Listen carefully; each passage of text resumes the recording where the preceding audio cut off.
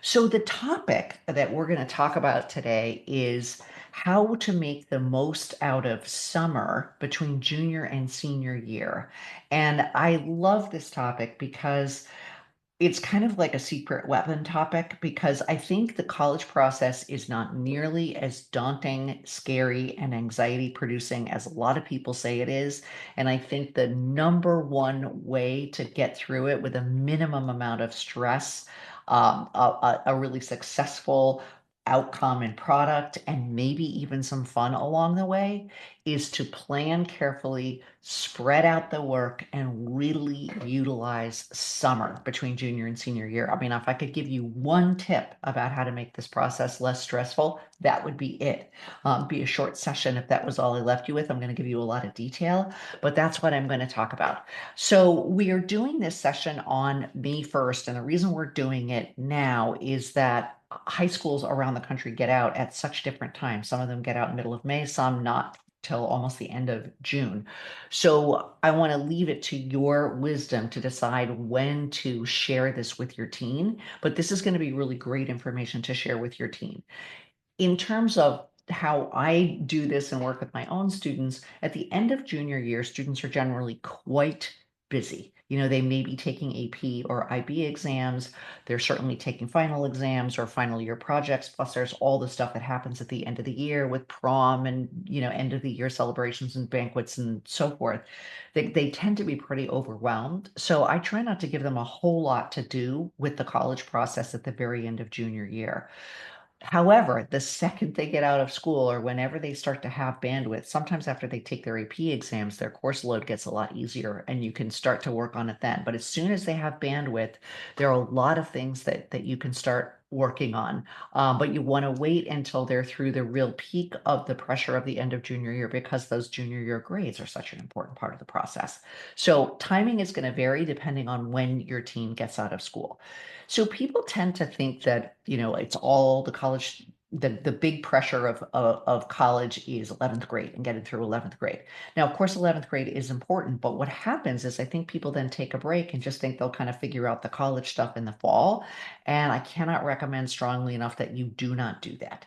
So as I said, one of the biggest things about spreading out this project is that it's going to reduce stress. And a way to think about it is, let's just say, making up a number, that the college application process is, say, a 100-hour project, and that probably is high.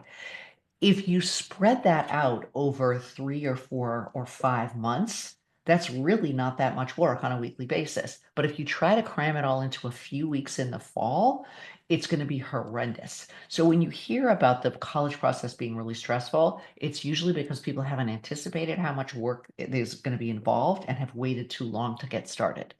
And also, if you have more time, the process is going to be more successful. The student can be more thoughtful in all the decisions they make and everything that they write. So the other thing is that fall of senior year is quite busy. Another reason we really want them to utilize summer, they're going to have we have encouraged them to have a rigorous course load senior year. They, of course, need to get good grades. They might be taking or retaking an SAT or ACT. Students have jobs. We've got fall sport athletes, especially the really time consuming sports like football. Those kids have so little time in the fall. And the other reason you have to think about working on this stuff in summer is the deadlines come up quickly. I mean, one of the things that's really happened in the college process over the years is that the deadlines have started to creep earlier and earlier. More schools offer these various kinds of early application options that are, a lot of times the applications are due November 1st. There are a handful that are due October 15th.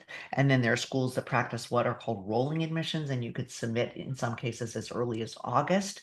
So the deadlines to submit are not as far away as students generally think. When the parents on this call were growing up, probably more of the deadlines were in January. And so you sort of think you have this longer lead up. You don't really anymore. Another reason you want to utilize summer is that depending on the college list, the application process can be a lot of work. Now, I want to emphasize that this varies greatly. There are a lot of colleges that require no additional writing, don't require a resume, or are super simple to fill out. For example, the entire Cal State system in my state, California. No resume, no essay. You just fill out a form. You can do it in probably half an hour and apply. if you're lucky enough to have a student who has a lot of schools that look like that, your process might be a lot simpler than what I'm about to talk about. For all other students, there are generally at least some essays, and that number that they have to write, and when I say essay, I really should say pieces of writing, because some of the pieces of writing that students need to write are pretty short. They might be 150 or 200 or 250 words. So I use the term essays loosely, but they might have a lot of separate pieces of writing to produce. To give you a very extreme example, a student who came to me late in the process with a list that I would not have approved had I had that option, had 76 separate pieces of writing. And I'm not saying that to scare you. I'm saying that to, first of all, encourage you to support your student in not having too long of a list, but just to give you an idea of the range of the workload that might be required depending on who your student is and where they're applying. So another reason is, and I touched on this already, but another reason to work on this in the summer, it is so much easier for them to do high quality work if they're not also overwhelmed with school and all the other things that they're doing. They can really spread it out when they have a little bit of mental and psychological bandwidth. And I'd say the final reason that it's really advantageous to get a lot of work done in the summer is that when students get back to school in the fall, the college counselor or the counselor who's responsible for making sure the transcripts and so forth are sent to colleges is busy. And most students will not be ready to see that counselor right when they get back to school, and that counselor will get really, really busy in October. But if your student is ready to go and see that counselor, or maybe it's an English teacher who works with the students on the essays at the beginning of the school year, they're going to get more attention. They're going to get attention from the person who's not yet exhausted. From teachers, they may get higher quality letters of recommendation if they are ready right at the beginning of the year to engage with those school personnel who are going to be supporting them. So that's kind of the why of approaching summer between junior and senior year, understanding that there's going to be a lot of college work. I'm going to spend the rest of the time kind of on the how and the what. I'd like to sort of make this really practical for everybody. I'm going to talk about the summer in two chunks, and that is basically everything before August 1st and everything after August 1st. And I'll explain as I go along why that is the dividing line. But that's what I'm going to do. So first, I'm going to start by going through all the things that students can start doing basically now or whenever they have the bandwidth post school year or post heavy workload through the end of July. So, number one, finishing that college list or at least getting it pretty close to finished. It doesn't have to be completely finished. It can remain dynamic all the way, at least a little bit, all the way into the fall. I encourage my students to have their lists about 80% or so locked by the time they get to the end of junior year.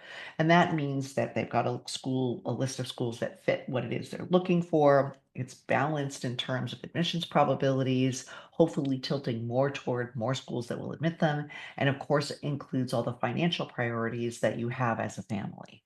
So that's a number one thing to sort of really push on as if they're not yet done with that when they get out of school. And if you're at the beginning of that process of how to identify schools and how to develop a college list, we have a huge library of resources for you. I just got finished doing a 4 video sequence on the whole process of self-assessment research, developing a list, how to research colleges, how to visit colleges.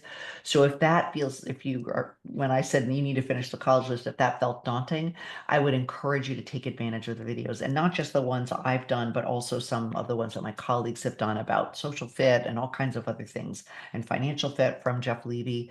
So please take advantage of those resources if you're not sure how to support your student in finishing up that college list, but that would be an important thing to do.